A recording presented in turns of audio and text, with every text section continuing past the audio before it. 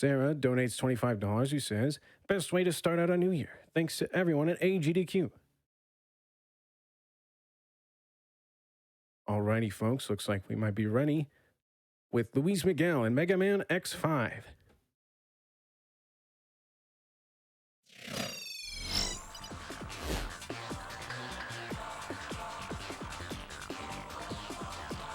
All right.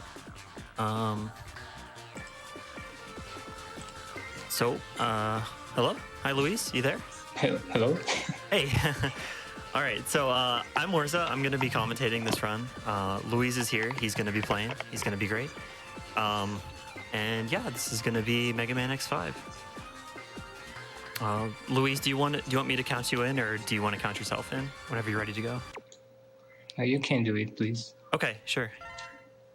All right, let me set up.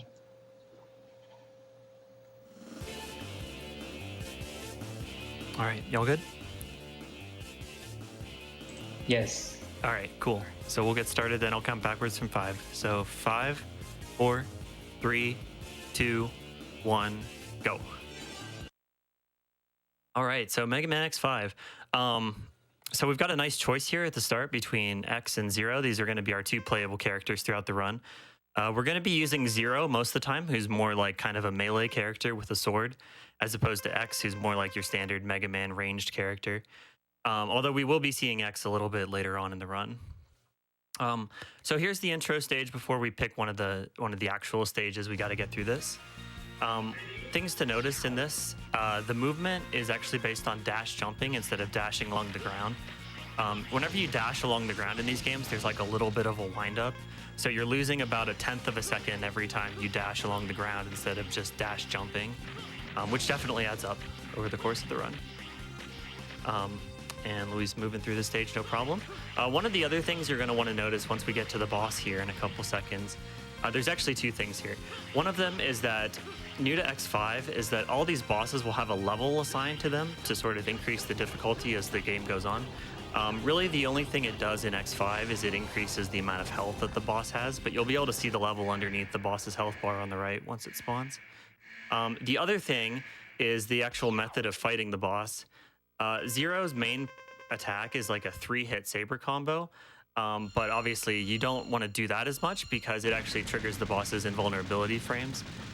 So what Luiz is going to do is he's going to repeatedly cancel the first hit of the combo by dashing, and then cancel the dash by slashing again. So it's going to be sort of like this rhythmic dash slash really, really quick. And since the first and second hits of the combo don't trigger the invulnerability, you'll see you'll be able to shred the boss really quickly.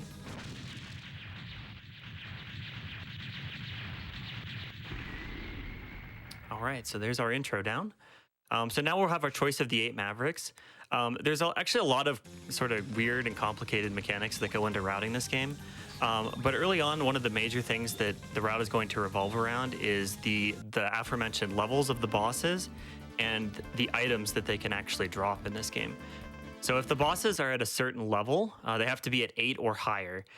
They will actually drop an item that you can equip and upgrade your player character with, maybe something that makes you do more damage or go through the stages faster, something like that.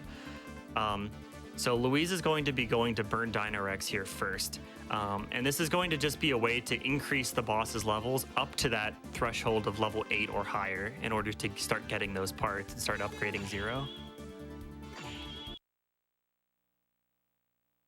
So the things to look out for in this stage, the easiest way to upgrade rank is to either just do more levels, the bosses will get stronger as you do more levels, or to play really well. Because at the end of each stage, you get assigned a letter grade. It goes like, I think, somewhere low is like D up to A, and then there's S and so on. But the higher rank you get in the stage, the faster the boss levels will also increase. So if Luiz manages to pull off a really high rank in the stage, which is what he's going to attempt to do, then he'll be able to start getting parts in the very next stage. The things to watch out for, the 2 major factors that change your rank in this game, at least in a speedrunning sense, are how much damage you take in the stage and how fast you complete the stage. So ideally, Luiz is going to be wanting to obviously go very quickly and not take a whole lot of damage in order to get his rank up here. Very nice, very nice. This part's a little bit of an auto-scroller. You're sort of limited in how fast you can go by these walls. You kind of have to wait for the lava to come through and break the walls.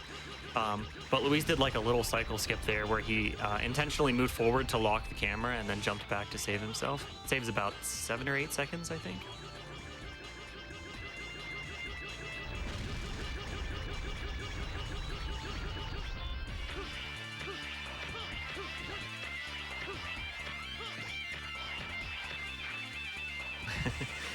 All right, so we're getting through this. We're almost to the second half of the stage. Pretty much every stage in this game is divided in. There's a front half and a back half. The back half here actually has a split route. You can go up top, and there's a little mini boss, like pterodactyl thing that you have to fight. Or you can take the ride armor down into the lava, and going down is actually significantly faster. The top is a little bit more of an auto-scroller with a mini boss, and down is just sort of like your more standard, straightforward platforming business.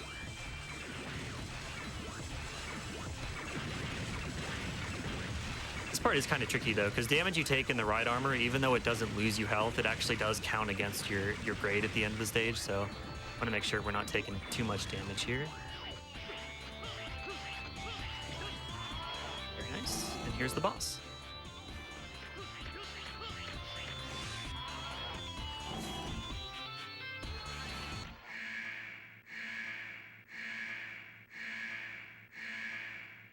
Okay, so Dinorex is actually level 3 here. This guy doesn't actually have too much randomness to it. He has a little tiny bit, but not much. His pattern is mostly based on how much damage you do to him before he decides to take an action and where you are relative to him in the room. So more or less, if you do the same thing every time, then he'll do the same thing every time.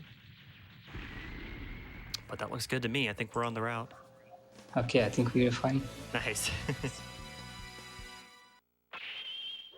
Yeah, this early route can be really scary because if you end up dying and tanking your rank, then bad things can happen. So I think we're in the clear for now, though.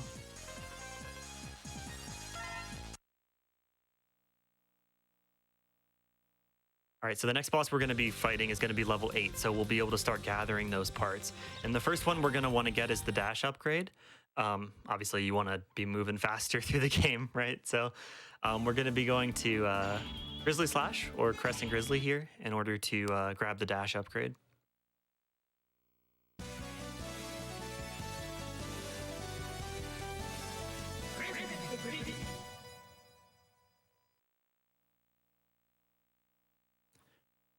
All right, so this stage is actually one of my favorites. It's pretty fast-paced, and there's not a whole lot of randomness to it.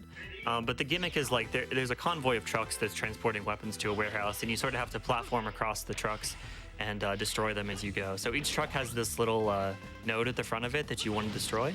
And thankfully, the weapon we just picked up from Dinorex, it's like a down stab type weapon. Really, really useful for breaking these trucks very quickly.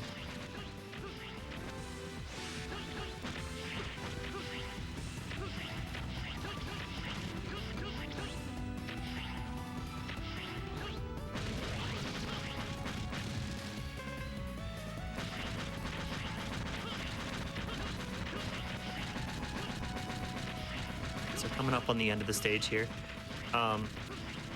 This boss is actually another one that's not too random.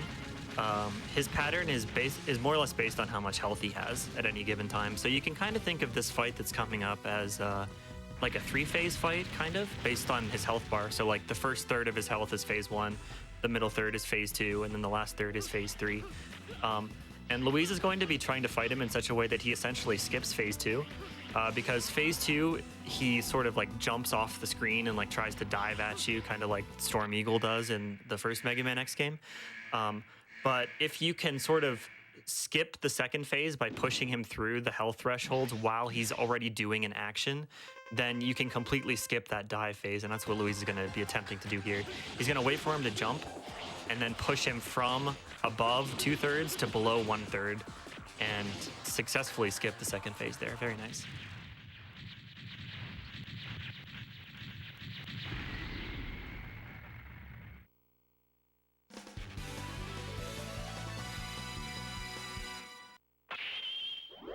All right, so now we actually have a little sort of interlude business here. So there's this character in this game that's called Dynamo. He's sort of in here for plot reasons, but not too much else. And after you beat 2 and then 6 stages later on, he'll challenge you, and you have to fight him. So since we beat 2 stages already, Dynamo's going to show up. We're going to fight him. It takes less than 10 seconds to beat, so he's going to be pretty quick.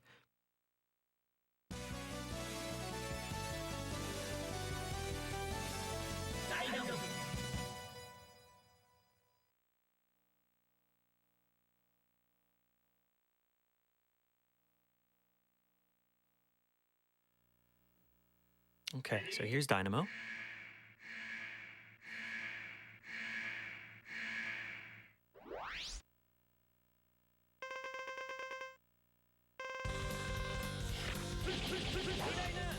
We're just going to cut through him with the saber dash canceling pretty quickly. Great. Okay. So coming up, this next part's going to be kind of weird if you haven't seen it before. But there is a reason that all this stuff's going to happen, and I'll try to explain it as simply as I can.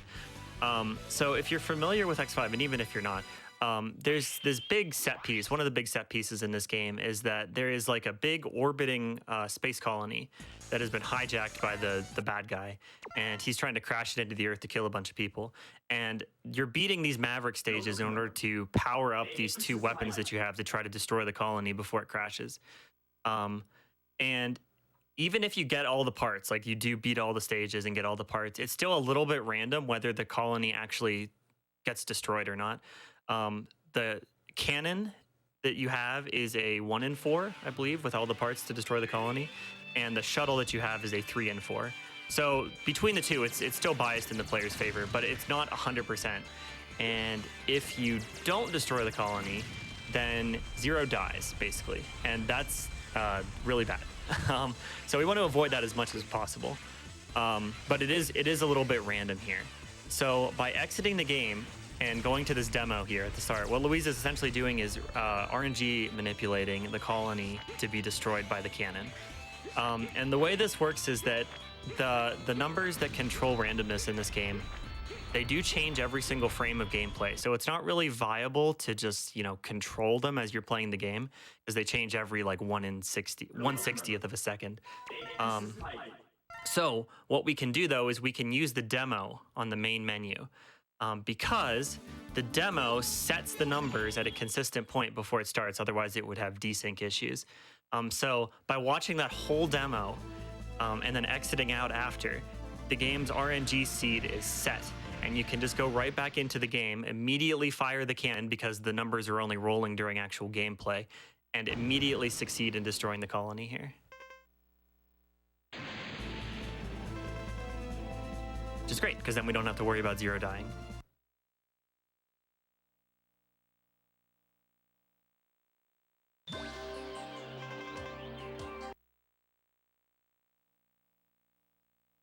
All right, so this actually unlocks access to the Sigma stages of this game. But obviously, this is all stages. That's what y'all donated for, so we have to go back and clean up the Mavericks first anyway. So next up, we're going to be going to Tidal Whale, Duff McWhalen. And this stage is a bit of an auto-scroller. There's a fair bit of just time to kill here. So if you've got any donations or anything to read here, this would be a great time to do it. Absolutely. We have a $200 donation from Mr. Cab55 who says, "Let's go, Luiz."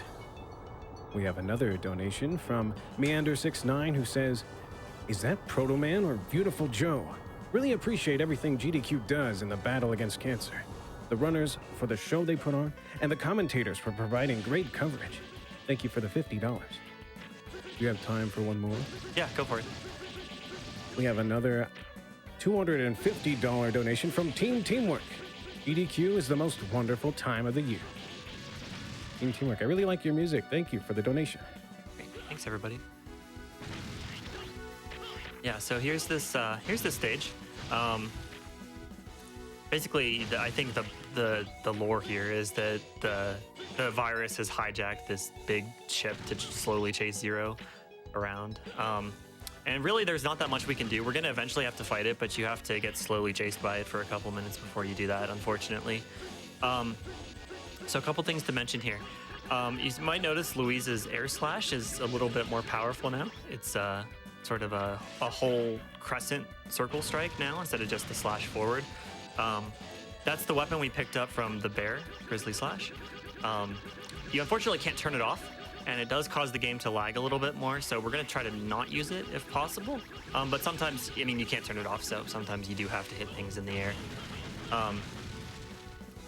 And then we're coming up on the first mid-boss fight here. We're going to have to fight the front of the ship first.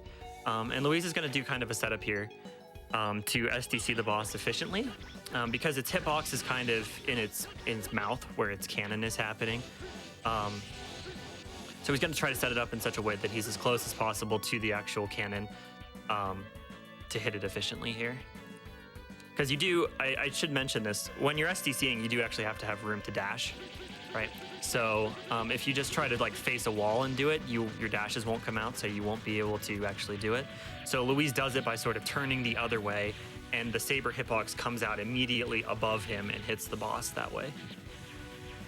So not only are you actually able to do the dash cancels, but you can also do it faster, because you can cancel the saber as soon as it hits the mid-boss, which is basically as soon as it comes out if it's right above you.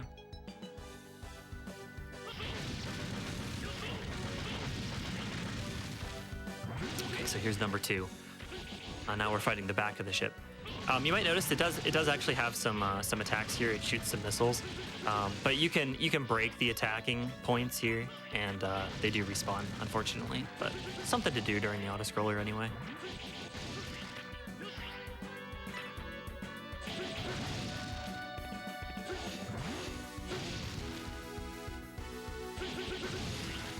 And then once we get to the bottom here, we're going to fight the back. And something that's actually kind of cool here is the way Luiz is going to choose to fight this mid-boss. You might notice his SDC looks a little bit different here. He's actually canceling the second hit of the saber combo instead of the first. It does a little bit more damage to the mid-boss if you hit him with the second slash than the first. So he's actually slashing twice and then dashing in order to cancel that way. Does a little bit more damage.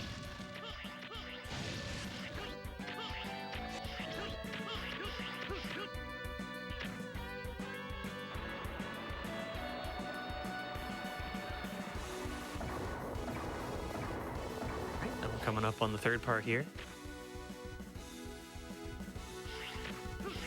This part's a little bit longer, Bradderfield. So if you want to read like maybe 1 or 2, if you have any, this would be a great time to do it. Absolutely. We have a donation from the hero Leaf, $25, who says, let's see how many zeros we can add to the donation total. This game rocks, man, times 5. Another $25 from Nobleboy77. Nobleboy here, it is that time of the year again, so I keep the tradition on donating runs of Mega Man games. The Mega Man franchise as whole, regardless of which sub-series, has some of the most passionate and dedicated communities.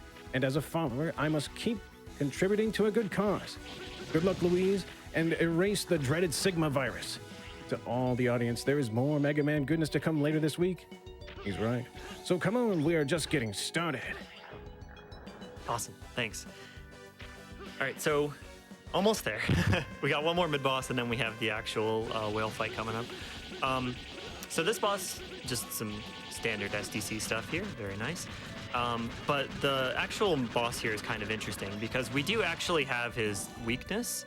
It's the pizza cutter slash thing, but we're not gonna use it as much as possible. Because when you hit him with it, yes, it does a lot of damage, but it also triggers a very long invulnerability period. He gets like invulnerability for maybe like a full second or 2. So instead, we're going to be using the down stab, which does almost the same amount of damage, but it triggers a much shorter period of invulnerability.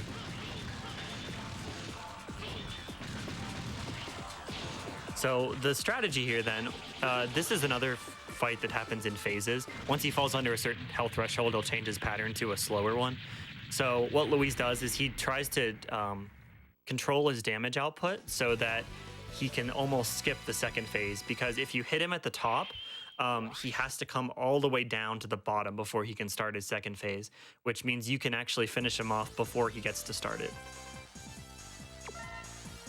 Oh, I don't think I mentioned this at all. So I did mention that we grabbed the dash upgrade from Crescent Grizzly, but we haven't actually equipped it yet. And the reason for that is because you actually need some time for the part to develop before you can actually use it. You need to complete 2 stages in between before you can actually equip it. So we beat Grizzly and got the drop. Then we beat Dynamo, that was stage 1. And then we beat the Whale just now, so that was stage 2. So now we actually have access to that Hyper Dash part, and Luiz just equipped it here right before Spike Rose Red. And pretty much immediately, I think you'll be able to see the difference between the slower movement with the default dash and the faster movement with the Hyper Dash here. A pretty big speed upgrade here.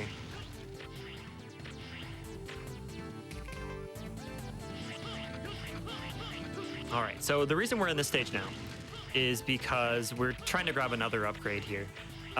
This one is going to be a Saber upgrade, so it's going to make our Z Saber do a little bit more damage once we can actually beat the stage and then get 2 more stages after that. So we'll want to be grabbing that as soon as possible. Now this is a pretty short stage. Even without the Hyper Dash upgrade, it's a pretty short stage. So we're coming up on the boss already.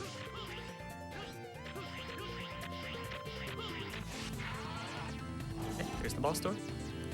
Now this boss actually does have a little bit of randomness to him. His pattern, he can do one of a couple patterns, but none of them are incredibly slow. So you kind of just have to roll with the punches depending on and kind of react to what pattern you get here.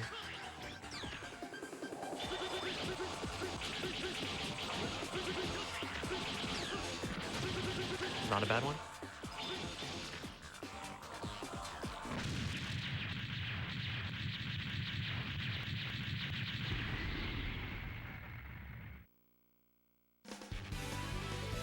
All right, so we picked up 2 more weapons from those 2 stages we just beat. The weapon we got from the Whale boss is an increased or an augmented air dash. It sort of makes you basically invulnerable while you're air dashing instead of being able to just take a hit. It's actually really, really useful.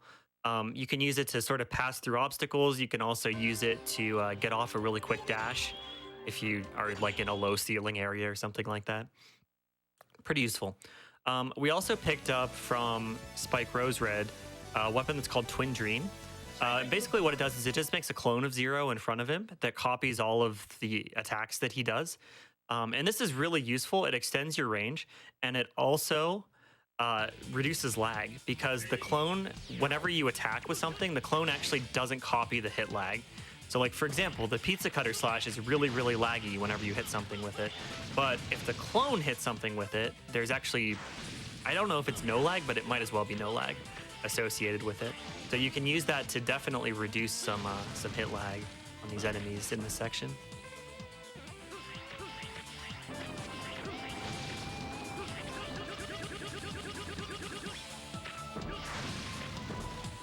All right, so moving through these spike chandeliers. There was the air dash right there and right there. You can see it's actually a little faster than the regular air dash, and you can move through stuff with it. So again, very, very useful technique.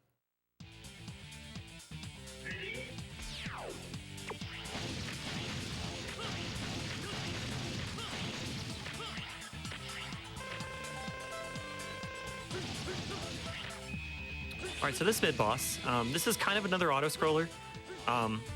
You can lose time on this if you're slow, but basically the way this works is that on every cycle, there's going to be 3 of these guys that come down. 2 of them are pink and 1 of them is black.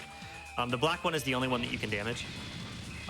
And if you just destroy it, then you've done all the damage you can per cycle. So as long as you don't let like a cycle end without destroying the black enemy, then you've you're not losing time. It's basically an auto-scroller at that point. And you'll see Luiz use some different techniques here. Somewhat just for fun, and somewhat, again, to mitigate the lag. Like, for example, he's using the Twin Dream attack here to prevent the game from lagging whenever he slashes the enemy.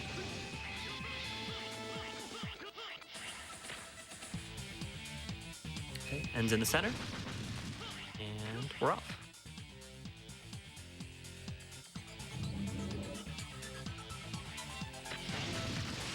So we got one more little platforming section here before the boss.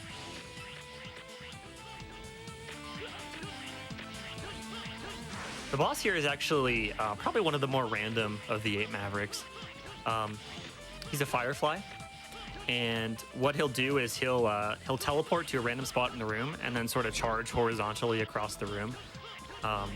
And the amount of time it takes before he teleports again is, I believe, somewhat random. So you don't want to necessarily SDC this guy because he can spawn either randomly very high or very low. But the number of hits you can get in on him per cycle is kind of tough and also a little bit random. So this boss can be frustrating sometimes to kill consistently quickly.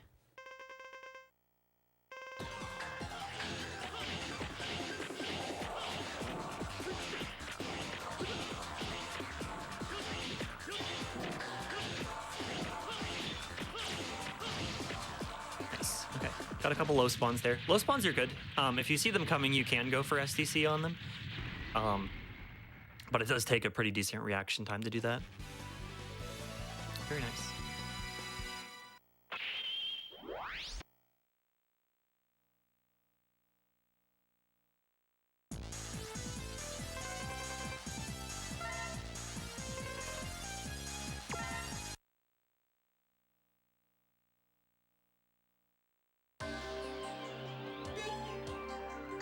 Okay, so now we got part 2 equip here. It's one of the parts we picked up from actually Duff McWhalen. It's actually just an energy saver. Basically, all it does is it lets you spam your techniques more, which is going to be really, really useful with the weapon that we just picked up from Shining Firefly, which I'll mention in a bit because this part is kind of hectic. This is a ride chaser section, which is like the bike thing. So this part can be tricky, but for a different reason than it can be tricky casually.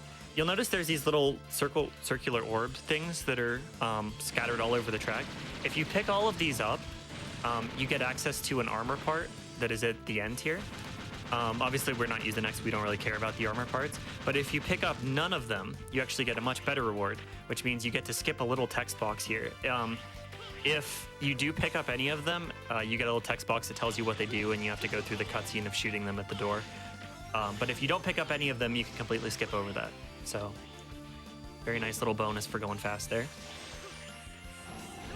Now this section, there's all these doors that are locked, and basically you unlock them just by sort of collapsing these keys together.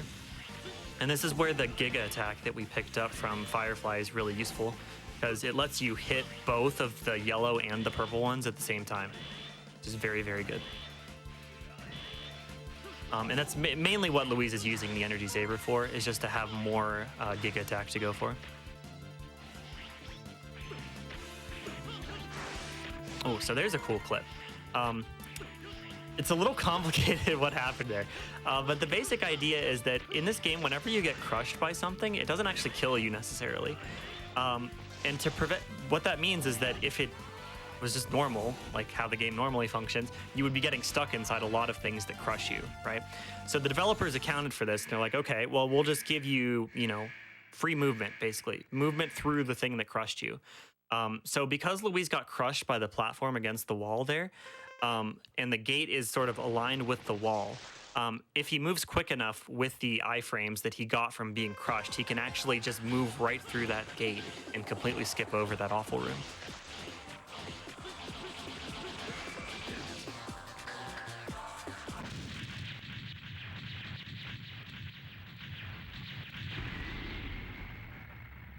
All right, so that's 6 Mavericks down.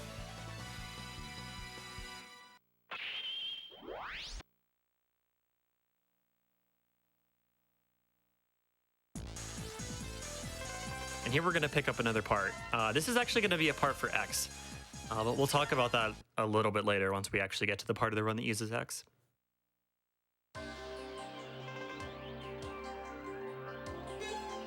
Now one more trip to the equip shop here. We've got that saber upgrade that's going to do more damage. So we'll have to equip that. And then we're actually going to go into one of the Sigma stages here. Or no, we have Dynamo first. Sorry, what am I saying? That was the 6th Maverick, so we have to fight Dynamo again. Again, Luiz just did equip the saber upgrade, so Dynamo is actually going to go down even faster than the first time here.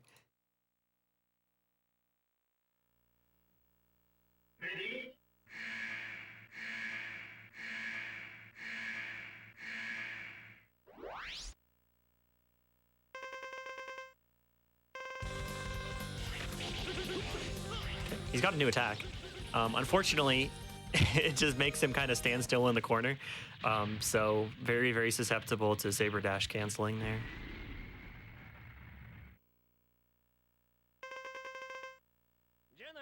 And that's the last we'll see of Dynamo. He's gone until X6, so.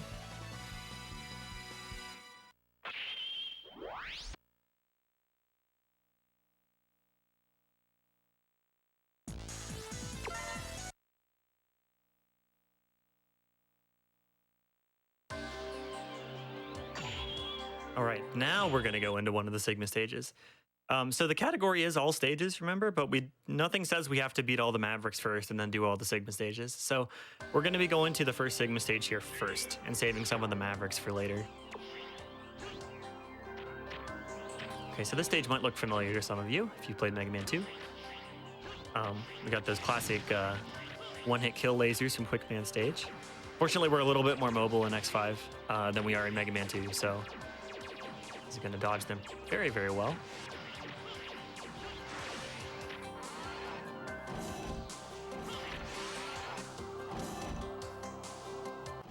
And then we're into the boss, which again is something you will probably recognize if you're familiar with classic Mega Man.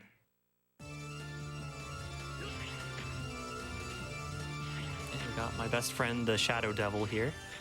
This is easily nowadays the biggest RNG source in this game. So he's gonna spawn here after he does his devil pattern, and then his eye's gonna show up in one of like 5 or 6 different locations.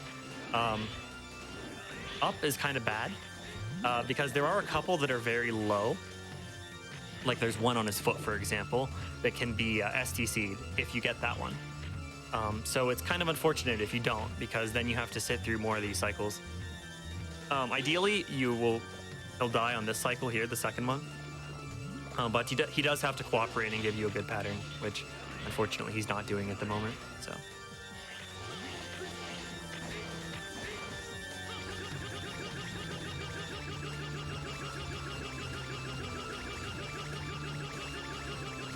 Oh man. And once he's under half, he can also do this, which is like another half cycle, kinda, just another time waster. This boss is very unfortunate.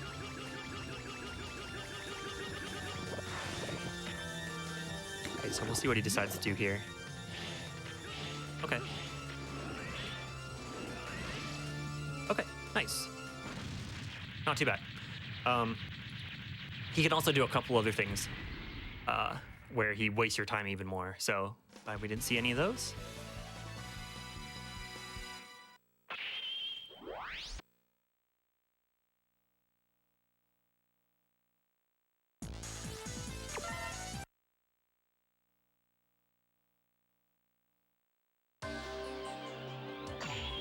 Now we'll be off to the second Sigma stage.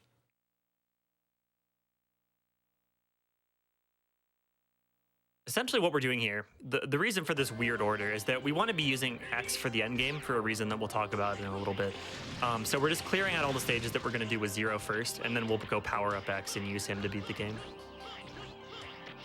So this stage is actually, oh my god, I love this stage so much. There's so much cool movement in this stage. You use like all your weapons to get through it as quickly as possible. Yeah, just the stage speaks for itself, I think.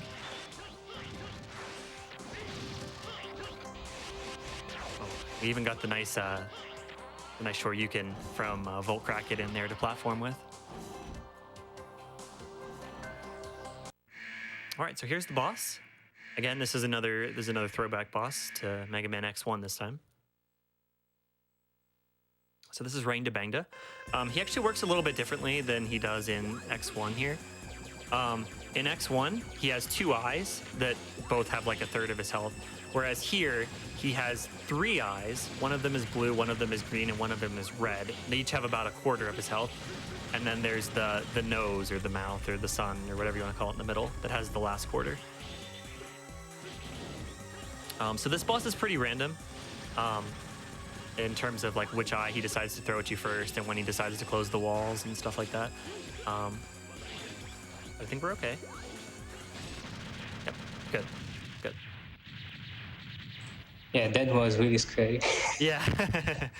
Yeah, if he closes the walls when he's under half HP, then he can spawn spikes on the walls. Like if you think about the walls as divided in half, then 2 out of the 4 quarters will get spikes on them randomly. So that can be kind of scary if he gives you the double uppy like he did with Luiz there.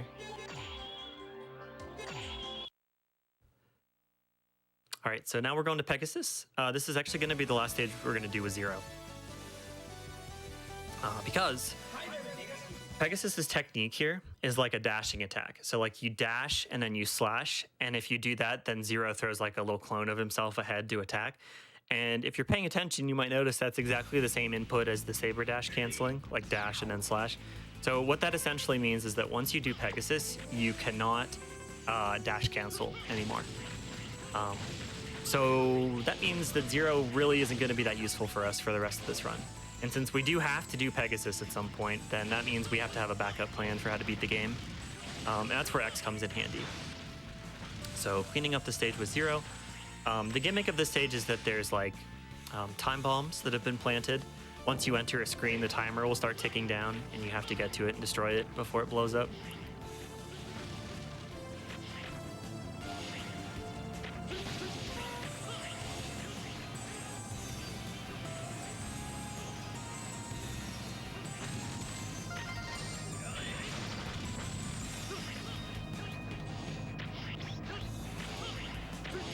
Got some slow-moving elevators here. If you have a donation or two, this would actually be a really good time to read them before we get to the boss here. Absolutely. We have a $5 donation from Joshua Fox, who says, "First time donating, but I've been watching since 2014. Always feel like a little kid again watching AGDQ. Feeling amazing." And I know Mega Man X4 isn't on the schedule, but this one's good. We have $50 from Mano Kadobo, who says, "Donating to a good cause while watching some amazing games. Now that's what I'm fighting for!" Iconic. Thank you for the donation. Thank you. All right, so one more elevator section here, and then we're coming up on the boss. I should mention that this route is maybe a little bit different if you maybe are familiar with older speedruns of this game. We actually do this a little bit differently now, because the way we used to fight Pegasus is we used to use his weakness. And his weakness is the time stopper weapon. It basically just freezes him in place and lets you just wail on him. But that actually comes from Dark Necrobat, who we have not done yet. So we have to fight him a little bit differently here on this route. And this fight can be a little scary, because you do have to react to the pattern that he gives you. But it's fairly consistent, so let's see how this goes.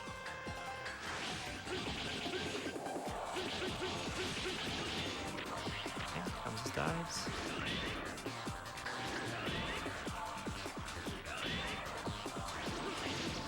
Okay, not bad, not bad.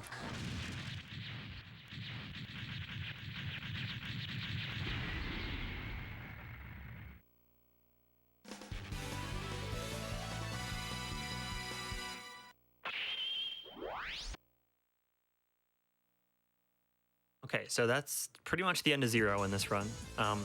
The remaining 3 stages are all going to be done with various forms of X, so.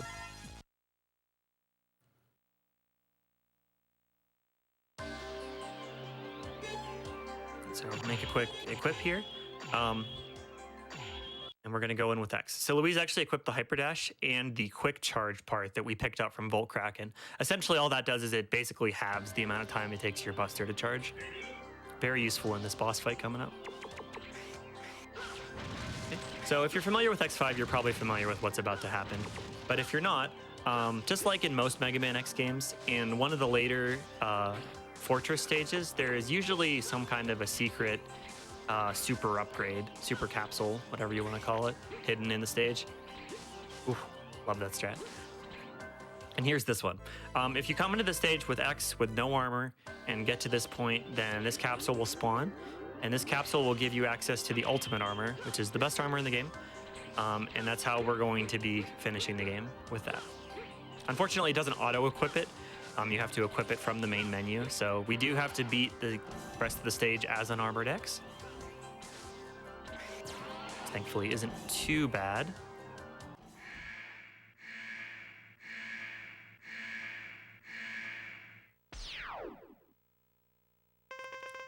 Okay, so here's Zero. We're going to be fighting Zero. And in classic Mega Man X fashion, Zero has an AI lock that you can do.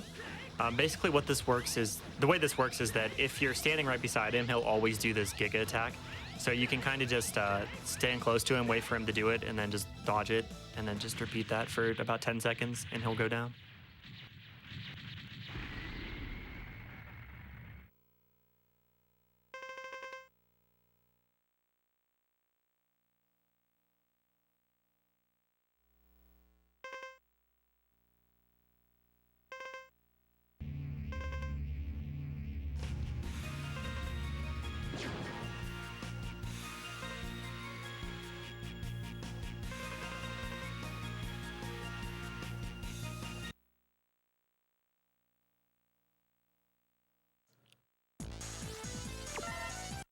All right, so now that we have the Ultimate Armor, we have one Sigma stage left and one Maverick stage left. So we're going to go back and finish up the last Maverick stage first.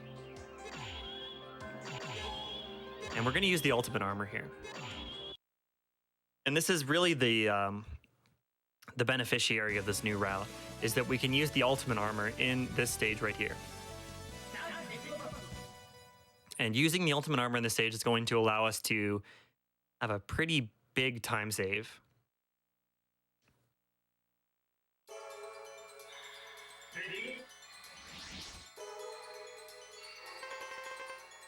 All right, so this stage is a little bit laggy, but the basic gist of this stage is that there's a little bit of platforming for a while, and then you have to sort of ride a platform, and you're intended to kind of ride it through a little bit of an auto-scroller here. So as you coming up on this platform here, here it is, and the game expects us to be riding the platform through all this, but we don't actually have to do that since we have the Ultimate Armor. And we can also use this weapon that we picked up from Pegasus, this little uppercut thing, combined with the Nova Strike, which is the key factor of the Ultimate Armor, in order to skip the entire auto-scroller. And this route saves a pretty big chunk of time. It's somewhere like 15 to 20 seconds. So very, very nice new route with the Ultimate Armor.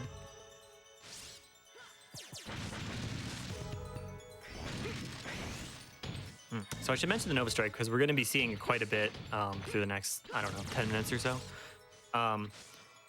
It's basically the super attack of the Ultimate Armor.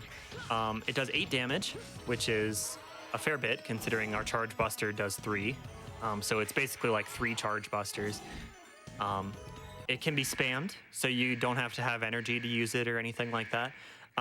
And I mean, yeah, it shreds the bosses. So we're going to be spamming it quite a bit through this boss, through the refights, and through the final fights as well. See its power here.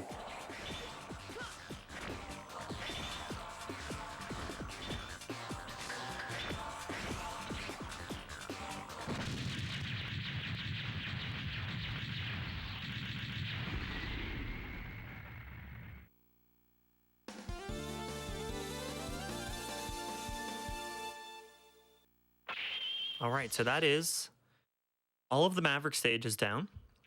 So now all we have to do is just go and beat the game.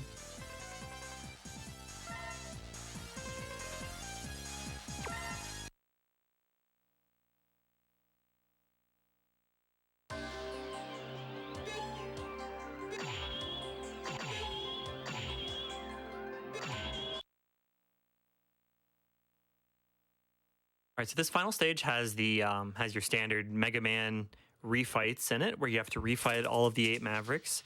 It also has a little bit of platforming here, and I think this platforming is actually kind of cool because you actually do finally get to see some of the weapons in this game from X's perspective. If you don't have an armor in this game, you can't actually charge any of the weapons, which makes some of them kind of not as useful. But here you get to see some of them actually be useful, since you can actually charge them now, like this big laser, which is my favorite thing.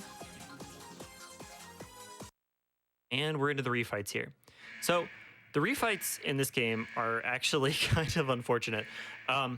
So I mentioned that boss levels indicate how much health they have, and for some reason, the developers decided to make the refights harder by maxing out the level of all the bosses. And maximum level 96, I believe, if I have this number right, the bosses have 127 HP. And considering Nova Strike does 8 damage, you have to hit them a lot of times. But not to say that there isn't skill or like anything involved in these refights, because there definitely is.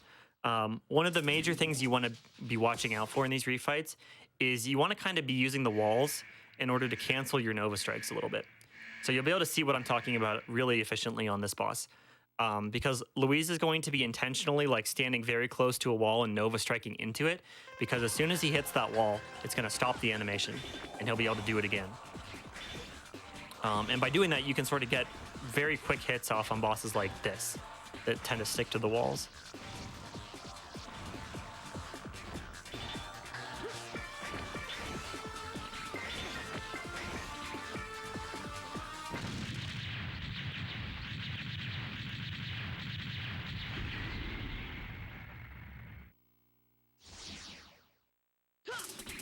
All right, so, I mean, while Luiz takes out these bosses, if you've got a few donations, this would be a pretty good time to read them, I think. You betcha. We have a 250 donation from Michael Neely, who says, absolutely love the Mega Man X series. Greatly appreciating the amount of skill being shown here. We have $25 from Gember Koei, who says, hi AGDQ, it's actually my birthday today, but you don't need to get me a present. Instead, can we get a $5 train rolling? I'd love my birthday to be a nice incentive to prevent cancer. Good luck on all the runs.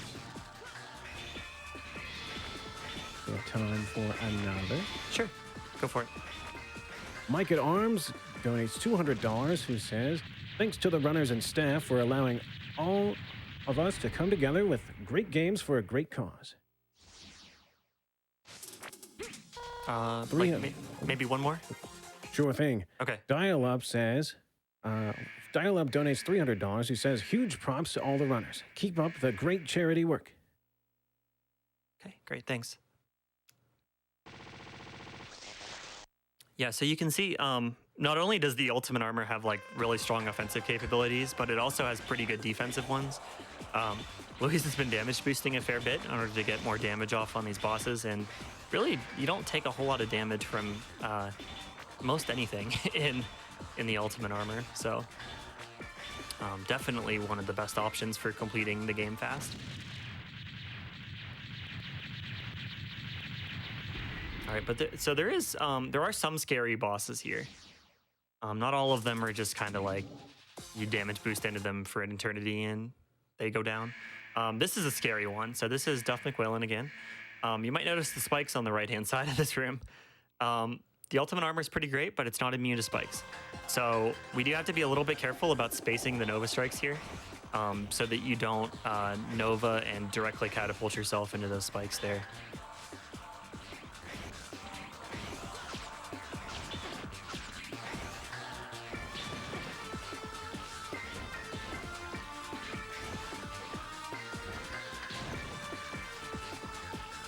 Okay, yeah, good.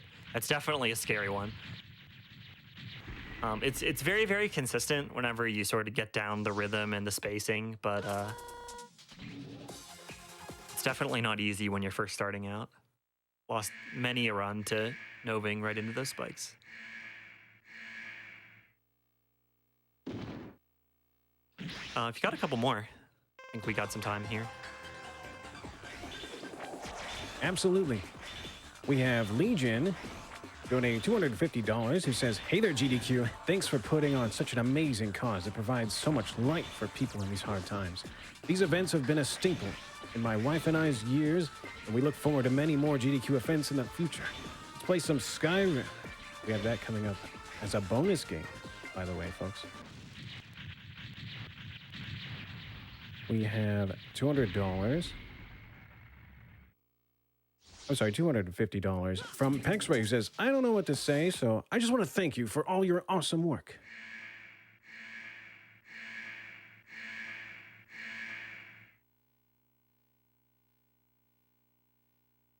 Awesome. Maybe one more.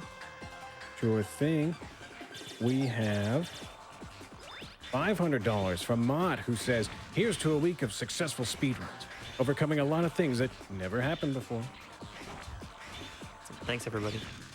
Thank you. All right, so this is number 7, I believe. And we got one more after this. The last one is Pegasus, and this is another one that can be kind of scary sometimes. Because again, he doesn't do a whole lot of direct damage, but his room here does have pits in it. And this is a boss that actually has a lot of knockback. Like, if he hits you while he's charging you, you go flying, like probably halfway across the room.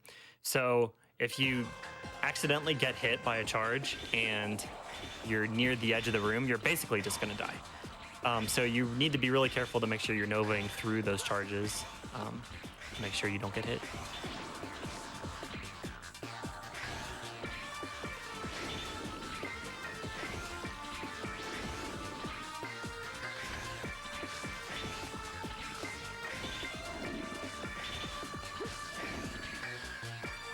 All right, so there's the refights down.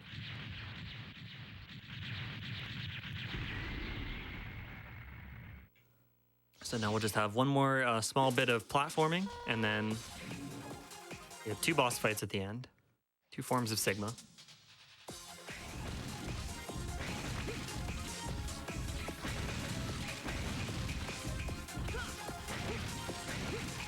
So there are some Yoku blocks here, which is kind of interesting.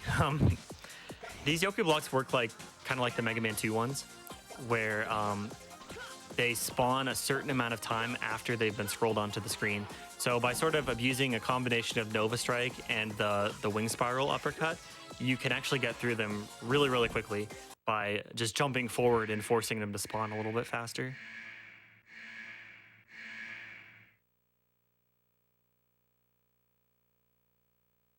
All right, so here's Sigma's first form. This one has a few different attacks he can do. Most of the time, he'll just go back and forth like this. He can also throw some energy balls like this, and he can also do a big wave attack like this. So he basically just showed everything off there. Very nice. And then here's Sigma's final form coming up. He's really, really big here.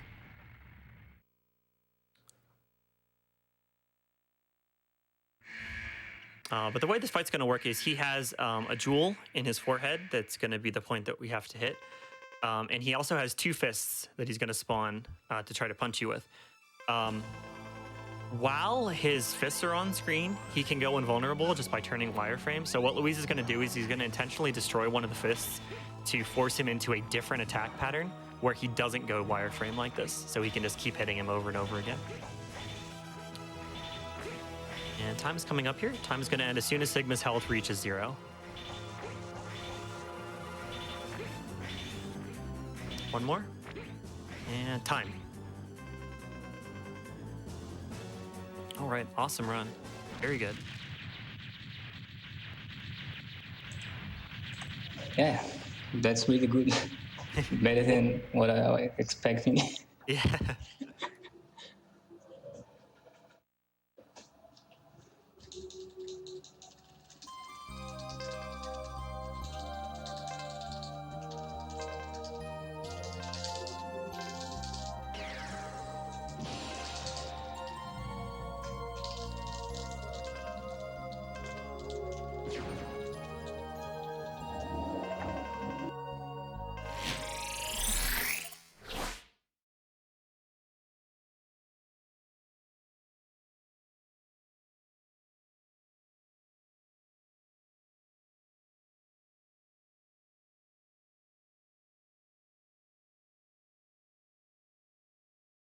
All right, that was an astounding run from Mega Man X5 with Luiz Miguel. I really enjoyed the Nova Strike tearing everything up there at the end. Thank you so much. We have a $5 donation from Anonymous, who says, here's $5 for that guy's birthday. And another $5 donation from Chris, who says, choo choo. Gember, looks like you might have started that birthday $5 train. We have another $5 donation from the Andersons who says, $5 trade hype. Alrighty, folks, coming up soon will be Dragon Age Origins, but first, a word from our sponsors.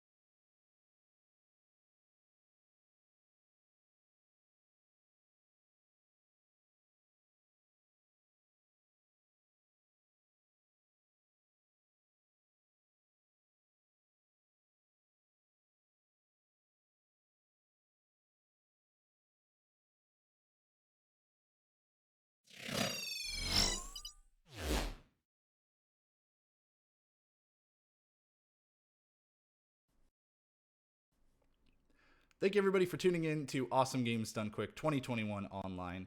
I am Jhobz, or Jeff, as we'll probably be going with today during this interview, and I am joined by Dr. Kathleen Schmeler, who is going to tell us a little bit about the work that she does with PCF. So thank you, Kathleen, for being with me. Thank you for having me.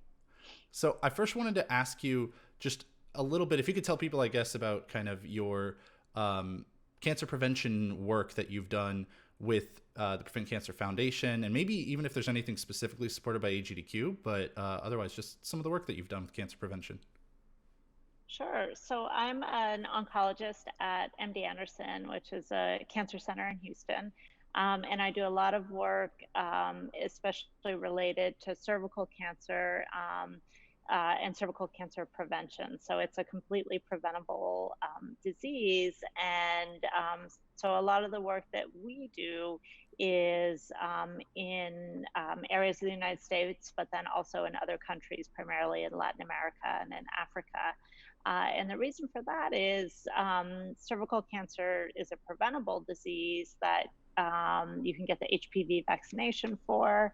And then we also do screening with Pap tests. And a lot of women around the world don't have access to the screening. And then if they do get screening, have abnormal results, they don't have anywhere to go to get the treatment before it turns into cancer. So that's a lot of the work that I do. And we've been really, really grateful to the Prevent Cancer Foundation and to all of you for supporting the Prevent Cancer Foundation to do projects, particularly in Mozambique and in Africa related to cervical cancer prevention. Yeah, I think it's so many people don't know how many types of cancer are completely preventable. You mentioned just a little bit about some of the stuff that you do to help detect and prevent the cancer. Do you want to go a little more in depth on that maybe, or potentially just what people at home should know about this kind of thing as well? Sure. So we work in two different areas, and one is developing new technologies to be able to screen faster and more cheaply, and even for women to be able to do a test at home instead of having to go to the doctor. Oh, wow. To get Pap tests. And that has always been important, but it's even more important now because of COVID. And so we work with Rice University, and the Prevent Cancer Foundation has also supported Rice with a group of bioengineers. And that's actually where I am right now, is at Rice, that we work with really closely here to develop kind of cheaper, faster tests that can be run in very, very low resource settings where you don't need electricity or a lab or specialists. So that's one area. And then the other area we do a lot of work in is actually teaching nurses and doctors, physician assistants to do all the different procedures that are needed when someone's diagnosed with a pre-cancer. So essentially they have a abnormal testing, and then they have a pre-cancer. It's not yet cancer, and if it gets treated properly, then it prevents them from ever developing cancer. So we need people who know how to do that, and then as well as better and better tools to do that with. So that's a lot of the work that we do. And we've been doing in Texas, where we're located, in South Texas, in the Rio Grande Valley, along the Texas-Mexico border. There are really, really high rates of cervical cancer. So we have a lot of projects going on there with our collaborators, the doctors and nurses who work there. And then we do almost the exact same work in Brazil, and then also in Mozambique and Africa. And a lot of these projects have been funded through all the support from your games. Yeah, so that was actually going to be my next question. It's a perfect lead in. What does the support from AGDQ mean to you personally, as somebody who works kind of on the front lines with this stuff? Yeah, I mean, it's been incredible because it's allowed us pre-COVID to actually have some of our teams be able to spend time in Mozambique and Africa to actually teach the doctors and nurses to do these procedures. And then the support has also helped fund some of the research in the lab here at Rice University to develop. We do HPV testing as one of the ways we test for cervical cancer. And so the team here has developed really what we call point of care, so you can actually do it right then, almost like a pregnancy test or other things, with the idea that you could come in, get that done, know the answer, and then know if you needed more procedures or more treatment. What's been really incredible about the support is that it's really helped the group here to develop a better HPV test. And then when COVID hit, we obviously weren't able to travel, or haven't been able to travel to Mozambique for the last 8 or 9 months. And the team here was actually able to develop a very rapid COVID test, kind of using some of that same technology. So now we have a big study going on here with a COVID test that hopefully could be performed in very low resource settings without complicated equipment. So we're testing it here in Houston. And just submitted the application to the FDA for emergency use.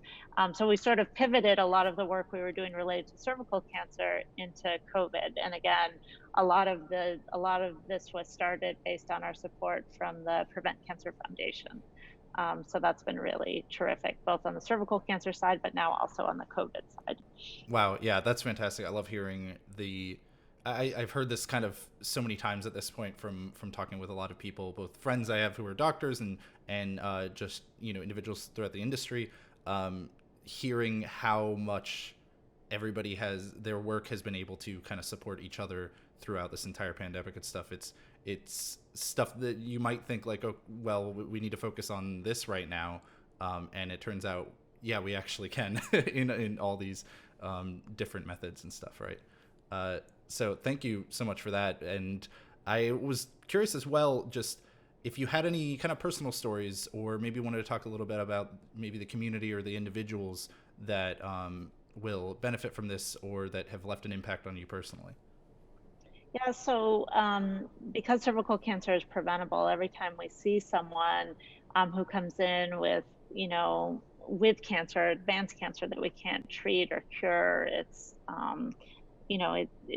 devastating to us. In Mozambique, because they didn't have or they don't have really well organized and robust screening programs, it's very, very common for women to die of cervical cancer. It's actually the number one cancer among women there. And we have a patient who we took care of that we diagnosed and treated as part of our programs. And she came back after, having had procedures done with us and surgery done with us, to thank us. And everyone, all the nurses, everyone call her the survivor, because the programs that we're doing there are helping to cure women who previously were dying of disease. So that's been really, really gratifying for us to be able to take kind of the knowledge and skills we have somewhere like a hospital in the US where I work, or especially a big cancer center, and take them to other regions of the world and provide, that teaching and those tools to others.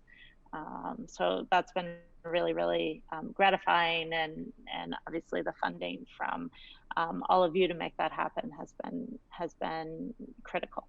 Yeah, that's amazing. That's always my favorite part of doing these interviews, is just getting to hear about stories from the individuals themselves, because sometimes it's easy to get lost in the weeds of thinking of everything as big organizations working together to do a lot of work, but it's at the core is a lot of people who really make it all happen.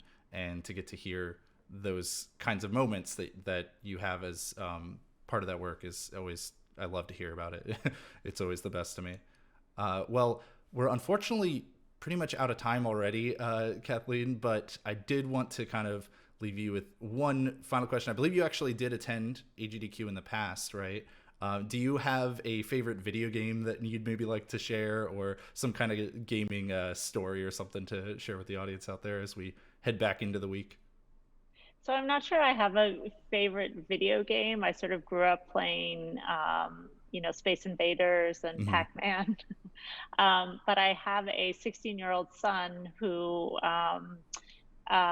was thrilled to actually join me when I was able to come. And I feel like our worlds don't overlap very much these days. So he and I had an amazing trip to Washington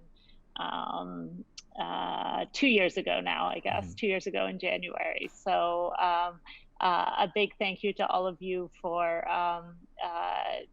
bringing a mom and her 16-year-old kid into the same universe where work and family life can interact. And I don't think he'll ever go to a medical conference with me, but he was thrilled to come. That's great. And hopefully, hey, when it's safe for everybody to meet back in person again, we'll see you all there at another AGDQ. And one more thing I'll say is I got this amazing thing to hold my badge from the last one. And every now and then I will have either one of our medical students or residents or a family member who knows exactly what this is and will ask me where I got it and what my connection is. So I always tell them about Awesome Games Done Quick. Wow, that's great. And how you support cancer. I didn't even notice the lanyard. That's so perfect. Well, yeah, and I've been wearing it for 2 years, but it's very rare that someone recognizes it, but it's also very special when they do. Right. Yeah, it's fun, like finding those interactions out in the wild, as it were. Thank you, Kathleen, so much for talking with me for a little bit here and for sharing with everybody at home just why these donations are so important, why we do this, and why this work matters, why all these donations matter. I hope that you have a very safe rest of your holiday. We actually pre-recorded this episode a little bit before the event started, so I'm excited to see how the event is going by the time this airs. And yeah, thank you so much, and I hope you have a great rest of your week, and thank you so much for the work that you do. Great. Thank you so much. And thank you for all the support from all of you.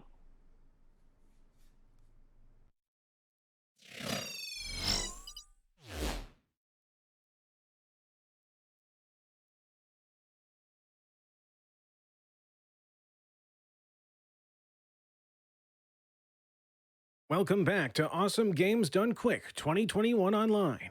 I'm your host, Bradderfield.